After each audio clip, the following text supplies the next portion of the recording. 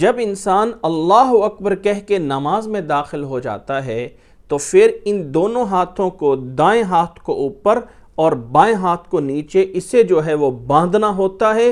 حضرت وائل ابن حجر رضی اللہ تعالی عنہ فرماتے ہیں کہ قلت لانظرن الى صلاة رسول اللہ صلی اللہ علیہ وسلم کیف یصلی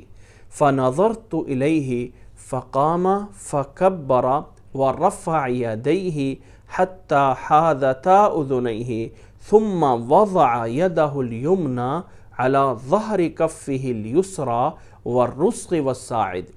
کہ اللہ کے نبی صلی اللہ علیہ وسلم کی نماز کو میں نے غور سے دیکھنا چاہا۔ جب میں نے آپ کی نماز کو دیکھا تو آپ صلی اللہ علیہ وسلم نے شروع میں اللہ اکبر کہہ کے نماز میں داخل ہوئے، اپنے دونوں ہاتھوں کو کانوں کے برابر اٹھایا اور پھر دائیں ہاتھ کو بائیں ہاتھ کے اوپر اس طرح رکھا کہ یہ جو دایاں ہاتھ ہے یہ دائیں ہاتھ اور جوڑ اور کلائی تینوں کے اوپر یوں جو ہے وہ رکھا گیا۔ دائیں ہاتھ کو بائیں ہاتھ کے اوپر اس طرح رکھنا ہے کہ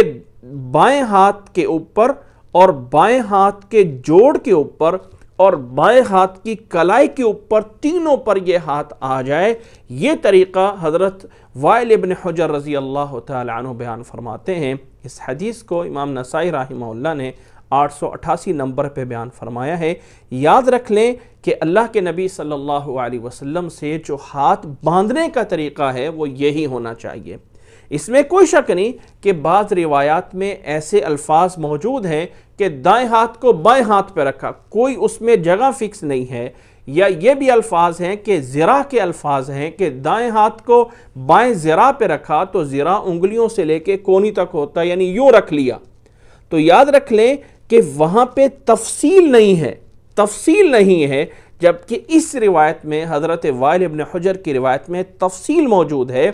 کہ دائیں ہاتھ کو بائیں ہاتھ جوڑ اور کلائی کے اوپر رکھا ہے۔ تو اب اگر کوئی انسان یوں رکھ رہا ہے تو یہ ذراع کے اوپر تو رکھا جا رہا ہے، لیکن ہاتھ جوڑ اور کلائی کے اوپر والی حدیث پہ عمل نہیں ہو رہا ہے۔ اور جب انسان اس طرح ہاتھ رکھے گا جیسے اس حدیث میں بیان ہوا ہے کہ ہاتھ کے اوپر، جوڑ کے اوپر، کلائی کے اوپر اللہ کے نبی صلی اللہ علیہ وسلم نے اپنا دایاں ہاتھ رکھا، تو اب ذراع پر بھی عمل ہو گیا، کیونکہ ذراع یہاں سے لے کے یہاں تک ہے اور اس حدیث میں چونکہ تفصیل موجود ہے اس پر بھی عمل ہو گیا۔ تو ہاتھ رکھنے کا بہتر اور افضل طریقہ یہی ہے کہ انسان دایاں ہاتھ بائیں ہاتھ جوڑ اور کلائی کے اوپر یوں جو ہے وہ رکھا جائے۔ یہ ہے اللہ کے نبی صلی اللہ علیہ وسلم کے نماز میں ہاتھ رکھنے کا طریقہ۔ اور یہ دائیں ہاتھ کو بائیں ہاتھ پر جو رکھنا ہے، اللہ کے نبی صلی اللہ علیہ وسلم اپنے ان دونوں ہاتھوں کو پھر سینے پہ لے جا کے رکھتے تھے۔ سینہ جو ہے انسان کے گردن کے نیچے جو ہڈی آپس میں آ کے مر رہی ہوتی ہے، وہاں سے لے کے جو پسلیوں کی ہڈیاں آپس میں جا کے مر رہی ہوتی ہیں، ان کے درمیان کی جگہ کو سینہ جو ہے وہ کہا جاتا ہے، صدر اسے کہا جاتا ہے۔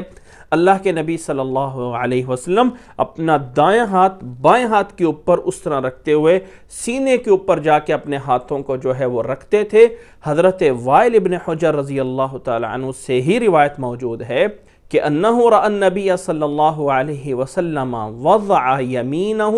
علی شمالہ ثم وضعہما علی صدرہ۔ اس روایت کو شیخ البانی رحمہ اللہ نے پوری تحقیق کے ساتھ ارواء الغلیل میں 335 نمبر پہ بیان فرمایا ہے، جو حدیث اپنی صحت کو پہنچتی ہے۔ اس طرح اس موضوع پہ ایک دوسری روایت بھی ہے، حضرت قبیصہ بن حلب رضی اللہ تعالیٰ عنہ کی روایت، جو اپنے والد سے بیان فرماتے ہیں کہ رأیت النبی صلی اللہ علیہ وسلم یضع ہذہ علی صدرہ، یعنی الیمنی علی الیسری۔ مسند احمد میں 5ویں جلد 226 نمبر پہ صفحے پہ یہ موجود ہے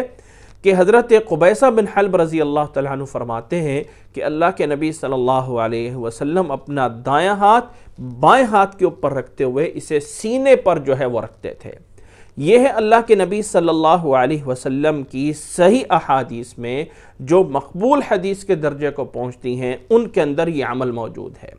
اس کے علاوہ ہاتھوں کو سینے سے نیچے رکھنا ناف کے اوپر یا ناف کے نیچے اللہ کے نبی صلی اللہ علیہ وسلم سے صحیح روایات میں ثابت نہیں ہے۔ جو صحیح اور قابل عمل روایات میں عمل موجود ہے وہ یہی ہے جو آپ کے سامنے جو ہے وہ بیان کیا گیا ہے۔ اور اسی طرح ہاتھ باندھنے میں اس بات کو بھی ذہن میں رکھ لینا چاہیے کہ اللہ کے نبی صلی اللہ علیہ وسلم کی طرف سے مرد اور عورت کی نماز میں کوئی فرق نہیں ہے، اس لیے جس طرح مردوں کو ہاتھ اٹھانے ہیں یا جس طرح مردوں کو ہاتھ باندھنے ہیں، سیم یہی طریقہ عورتوں کے لیے بھی ہے۔ شریعت اسلامی میں نماز کے طریقے میں مرد اور عورت کا کوئی فرق نہیں ہے۔